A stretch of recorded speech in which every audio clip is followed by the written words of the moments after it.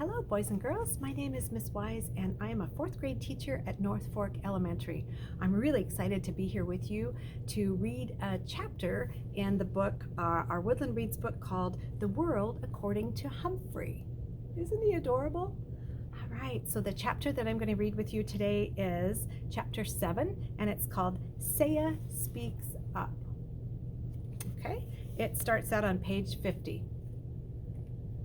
One afternoon, Saya's father, Mr. Nasiri, picked us up after school. He had a friendly smile and gentle eyes, but he was as quiet as his daughter. Saya lived in a tall building, so Mr. Nasiri carried my cage up 1, 2, 3 flights of stairs to their clean and quiet apartment. Mrs. Nasiri opened the door for us. She spoke to her husband and daughter, but I couldn't exactly understand what they were saying. "Hummy, hummy!" a little voice called out. Saya's little brother, Derek, toddled toward the door to greet me.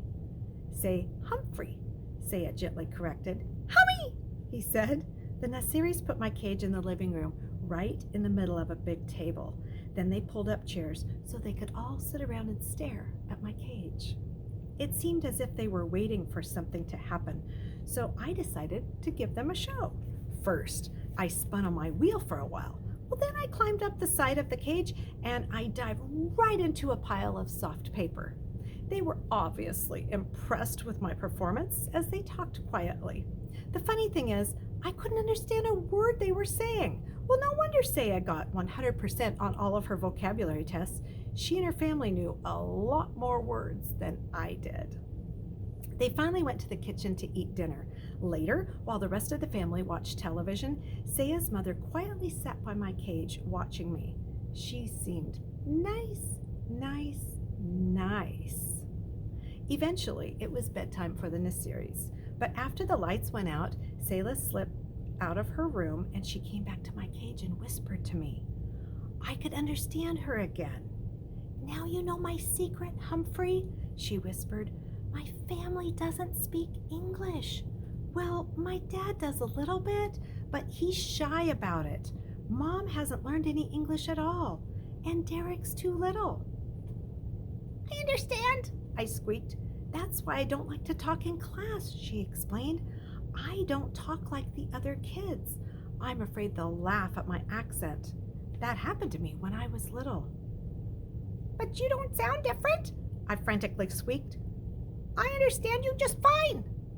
Unfortunately, she didn't understand me, and all she heard was squeak, squeak, squeak. I guess maybe I have an accent too. "But I have an idea that maybe you could help me teach Mom English," Saya continued. "Glad to help out if I can," I squeaked to her. "You're a real friend," Saya replied. See? She understood me after all. The next day I dozed until late afternoon when Saya led her mother back to my cage.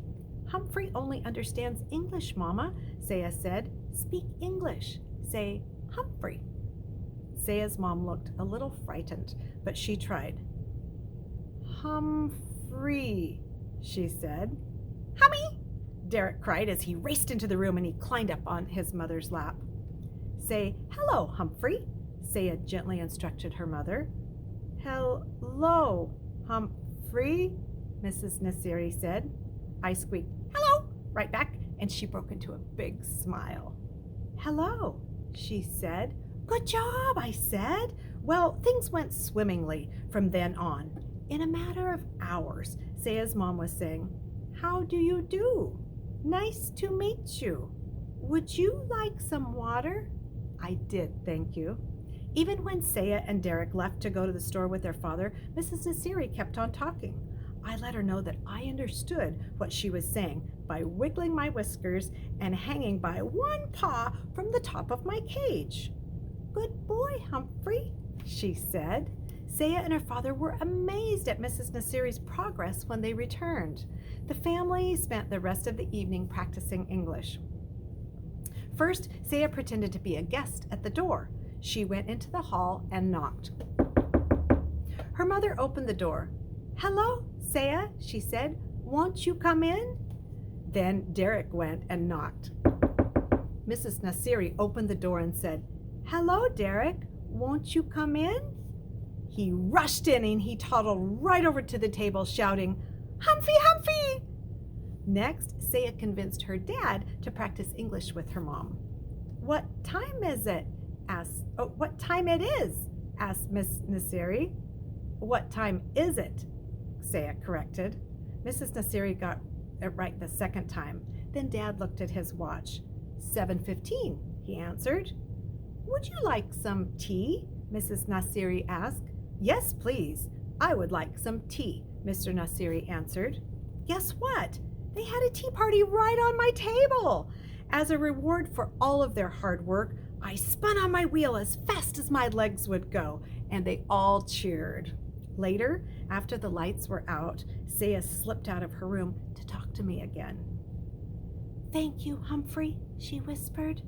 "My mom says she's ready to go to English class now, but I wish you were the teacher." "So do I squeaked, and I meant it. There were more English lessons on Sunday, and Saya showed Derek how to clean out my cage. Suddenly, the boy began to giggle. "Humphrey poop!" he yelled. His English was improving too. On Sunday night, Saya gathered her family together again. "I want to teach you the American song," she said. Then she opened her mouth and she began to sing. "Oh, say, can you see by the dawn's early light?" I stood up just like we do in the classroom when the Star-Spangled Banner is being sung, but I'd never heard it sung like that before. Saya had the most beautiful voice in the world. It was like a gentle breeze. No, like rippling water. No, it was beautiful. If only our classroom in room 26 could hear her, which gave me the start of another idea. But I didn't have time to think much at all, because soon the whole family was singing the Star-Spangled Banner, and I squeaked right along with them, even on those high notes. When we got back to school on Monday morning, though, I was a little disappointed. Miss Brisbane asked Saya how things went over the weekend. "Fine," said Saya, "and nothing more." Like Mrs. Mack said, you can learn a lot about yourself by getting to know another species. But boy, sometimes it's a lot of work. That Monday, I sat in my cage worrying about Saya for quite a while before I dozed off. When I woke up, I noticed that room 26 had changed. The bulletin board was covered with brightly colored leaves. The tops of the chalkboards were lined with big paper witches, ghosts, and skeletons. Hanging from the light fixtures were black crepe paper bats. Then I looked to my right and I gasped. A horrible, huge orange face with an evil grin was staring directly at me. I jumped back, my heart pounding. "Hey, Humphrey, don't you like old Pumpkinhead?" AJ whispered to me from his seat nearby. "Look, Humphrey's scared of a little old jack-o'-lantern," Garth said. "Scaredy cat, scaredy hamster." I stood up straight and I looked. Oh, my lights went off. Just a minute, I gotta grab the lights here. Okay, quick little diversion, my lights went off. I stood up straight and I looked as unscared as possibly could. "Quiet, Garth and AJ," Mrs. Brisbane said. Then she quickly returned to a math problem that she was writing on the board. Suddenly, I noticed a little movement in the center of the room, a murmur, a change. I looked over and yes, Saya had her hand up. Everyone noticed except Mrs. Brisbane, who had her back to the rest of us. "Mrs. Brisbane?" Heidi called out. Without turning, the teacher said, "Raise your hand, Heidi."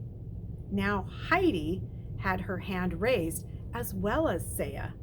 "Well, what is it?" Mrs. Brisbane turned to face the class and was obviously surprised at what she saw.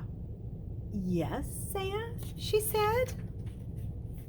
In a loud, clear voice, Saya said, "May I move the pumpkin away from Humphrey's cage?" Mrs. Brisbane looked from Saya to the cage and back. "Yes, I guess it is a little close. Thank you, Saya." Saya rose and she hurried to my table to push that ugly old jack-o'-lantern away. She didn't say a word, but she winked at me, and I knew what she meant. Heidi, did you want to say something? Mrs. Brisbane asked.